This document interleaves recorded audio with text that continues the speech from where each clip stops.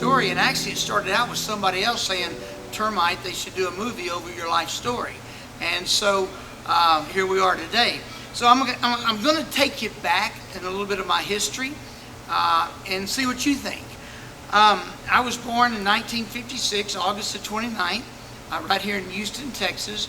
My dad was Bill Watkins, my mama is Wanda Watkins, and my dad was a gangster. And anyway, when I was coming up, my dad taught us how to fight. He taught us if you get in a fight, if somebody looks at you wrong and you get in that fight, you better win or you'll get beat when you get home. And he meant that. And so at a real young age, I learned how to street fight. And that was do whatever you had to do to win. Now, my dad was also an alcoholic at this time, and drugs were involved. And anyway, he's a great dad, if you can make any sense out of that. So anyway, up to the age of 10, I saw my dad hurt people. I saw him drink, drugs, all that kind of stuff. But at the same time, he was a fantastic dad. He coached baseball. Nobody really knew his outside life except for us, his family. At the age of 10, though, he came to church. Kind of an interesting story. He actually came to church in the building that we're in right now. He came here to actually whip the preacher. The preacher was named Brother John Brady, and his whole goal was that Brother John Brady was talking about his chickens. We had a backyard full of fighting roosters. My dad would gamble, and me and my brother, we danced at the chicken fights and stuff like that. But anyway, Brother John Brady was talking about his fighting roosters. And so he was going to come to church and he was going to whip the pastor. Well, the pastor didn't greet him that day, somebody else did. So my dad came back and was going to whip him again, and that night, and the pastor, when he reached his hand out, my dad was going to pop him. Well, he didn't reach his hand out, and he just said, Billy, we love you. And he couldn't fight those words, and that night he had an experience with Christ, changed his life, and so he started changing his life, and he was, he'd be living for Christ for a year maybe, and then the next year he may be drunk the whole year. Then the next year he'd be living for Christ and very sincere. But then he tried to get me to turn my life around at 10 years old, but it wasn't happening. And at 10 years old, I was caught stealing.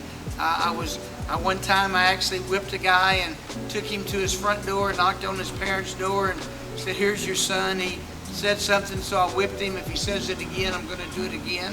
And so that's how my life was starting. So somebody said, Bill, why don't you get him involved in boxing?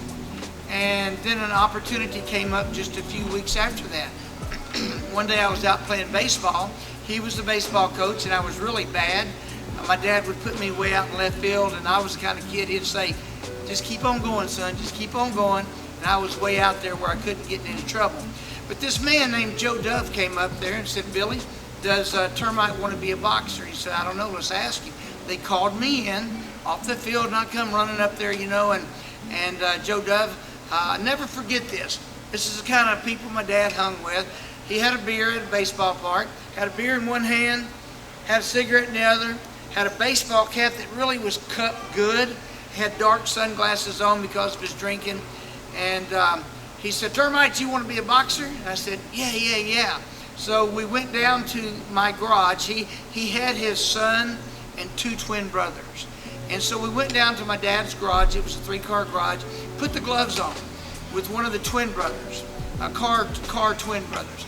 And that brother just beat the devil out of me. I come out doing all this, and he was just punching me, And it only went 1 minute, but I don't know if you've ever had your butt whipped for a whole minute straight, but it's a long time. So anyway, then he said time. That was the same thing as the bell going off. And I looked over, and he's putting him on the other twin brother. And he come out, and he beat the devil out of me. Said time again after 1 minute. So then the man, he put the Randy, his son, he put the gloves on, and he beat the devil out of him. And after it was over, he had that beer in one hand, cigarette in the other. Said, yeah, Bill, I think he's going to make it. And that was the start of my boxing career. I weighed in that night at a whopping 65 pounds. The next night I fought, got whipped again. But my dad, we saw that we were going the wrong way with trainers, and so he invested it to me. And I was his son. He made an investment into my life that changed my life. And he got a trainer that was a boxer at that time. His name was Kenny Weldon, who went on to train Evander Holyfield. He worked with 33 world champions, 4 gold medalists, many other Olympians. And I was Kenny's first fighter. When Kenny started training me, I got very disciplined and dedicated and focused. And I went for 65 fights without losing. Ended up as an amateur, had 128 wins, 10 losses. And I made the USA team at 16 years old. It had never been done before. I made the US Olympic team by winning the US Nationals.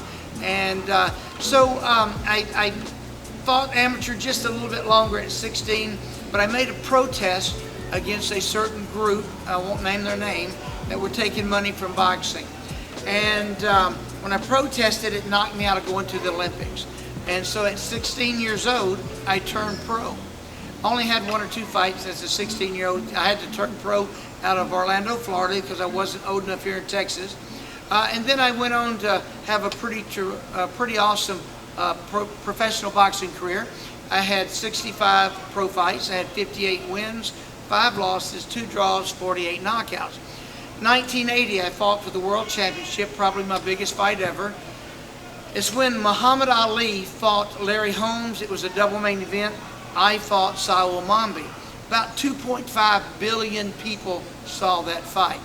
So that brings us up to, after that, I took a little time off, came back. Matter of fact, me and George Foreman were making our comebacks at the same time.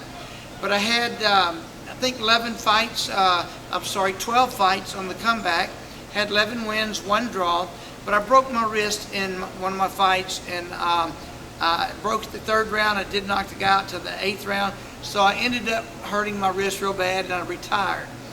Next couple of years, I got involved in drugs. Okay, I just got involved, started doing cocaine, and for the next 4 or 5 years, I was just nothing to do with boxing and strung out on cocaine. But there come a time in my life that I had to get my act together. Thank God I had a wife that had some backbone, and she said it's either the cocaine or us, meaning my family. That day I walked away from it, and that's been 30 some odd years ago. I've never touched it since. And a few years later, I actually had the opportunity to go to the country of Iraq to kill bugs. I went to Iraq and killing bugs, and I took a stand against this general for cussing me. I don't like to be cussed. And I actually leaned over the table and told him, "Sir, no disrespect to you, but if you cuss me again, we're probably going to fight. You're probably not going to win." And he says, "Where are you from, boy?" I said, "I'm from Texas." He said, "You might know it'd be a crazy Texan that would take a stand against a general." And he says, "I'm going to give you 24 hours to get rid of my bug problem. If you don't get rid of my bug problem, I'm going to send you a blankety blank back." So I told him, I said, "You just don't cuss me, I'll get rid of the problem." So it went from that, from killing bugs, to they found out that I was a professional fighter, former professional fighter. And I had this Mr. Gefeller who took over General Buck position.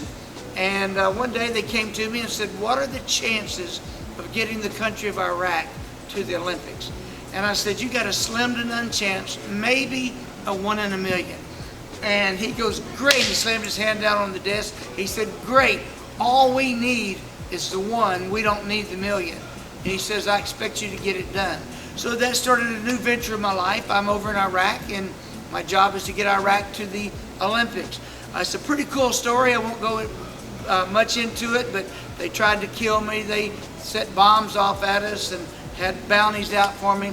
But we got Iraq to the Olympics. So I came back from Iraq and kind of didn't know what to do with myself, and started back to work, and I had an opportunity to, one day my pastor and I were walking through the church gym, basketball gym, and he said, "Termite, this is your ministry."